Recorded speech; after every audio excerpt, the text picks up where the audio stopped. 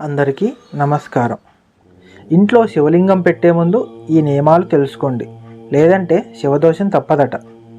హిందూ సాంప్రదాయంలో పరమేశ్వరుడికి అనేక నామాలు ఉన్నాయి. శివయ్య, బోలాశంకరుడు, రుద్రుడు, అర్ధనారీశ్వరుడు. ఏ పేరుతో పిలిచినా భక్తుల పిలుపుకు వెంటనే స్పందించే దైవంగా మహాదేవుడిని ప్రార్థిస్తారు. అందుకే ప్రతి సోమవారం మాత్రమే కాదు, ప్రతిరోజు కూడా అనేక మంది ఇంట్లో శివారాధన చేస్తుంటారు. ఈ నేపథ్యంలో చాలామందికి ఒక సందేహం ఉంటుంది. ఇంట్లో శివలింగం ప్రతిష్ఠించవచ్చా? ఉంచితే ఎలాంటి నియమాలు పాటించాలి? ఏ పరిణామంలో ఉండాలి? ఏ శివలింగం శుభప్రదం అనే విషయాలను ఇప్పుడు తెలుసుకుందాం. ఇంట్లో శివలింగం ఉంచవచ్చా? శైవ ఆగమాలు, పురాణాల ప్రకారం ఇంటి పూజ గదిలో శివలింగాన్ని ప్రతిష్ఠించి పూజించడం శుభప్రదంగా భావిస్తారు. స్త్రీ పురుష భేదం లేకుండా ఎవరైనా భక్తితో శివారాధన చేయవచ్చని పండితులు చెబుతున్నారు. ముఖ్యంగా నిత్యం అభిషేకం, బిల్వార్చన, శివనామస్మరణ చేస్తే ఇంట్లో ఆధ్యాత్మిక వాతావరణం పెరుగుతుందని విశ్వసిస్తారు. అయితే శివలింగాన్ని ఇంట్లో ఉంచిన తర్వాత పరిశుభ్రత, నియమనిష్టలు పాటించడం ముఖ్యమని చెబుతారు. ప్రతిరోజు అభిషేకం చేయలేని పరిస్థితిలో శివలింగాన్ని ఒక పాత్రలో ఉంచి దానిపై నీరు ఉండేలా చూసుకోవడం మంచిదని ఆచారవేత్తలు చెప్తున్నారు. శివలింగం ఎంత పరిణామంలో ఉండాలి?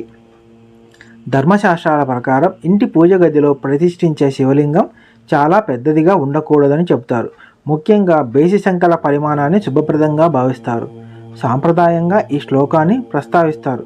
ఏకత్రి పంచసప్తైవ హి అంగుళాని ప్రమాణితః శుభదం గృహమయేద్యేతు శివలింగం ప్రశస్యుతే. అంటే 1, 3, 5 లేదా 7 అంగుళాల ఎత్తులో ఉన్న శివలింగం గుహ పూజకు అనుకూలమని అర్థం.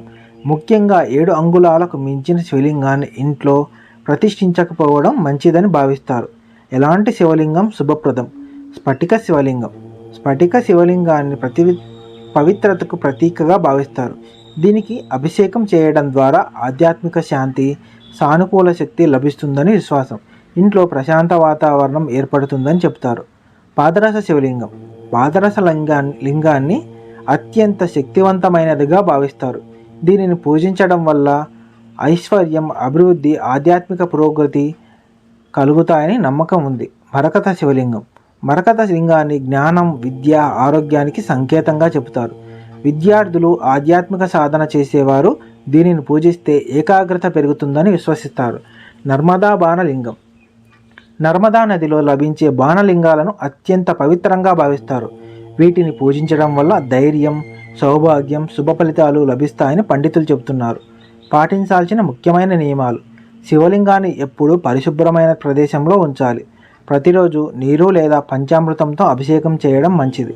బిల్వదళాలతో పూజిస్తే శివుని కృప లభిస్తుందని విశ్వాసం. పూజ గదిలో ప్రశాంత వాతావరణం ఉండేలా చూసుకోవాలి. శివలింగాన్ని నేరుగా నేలపై కాకుండా పీఠంపై ఉంచాలి.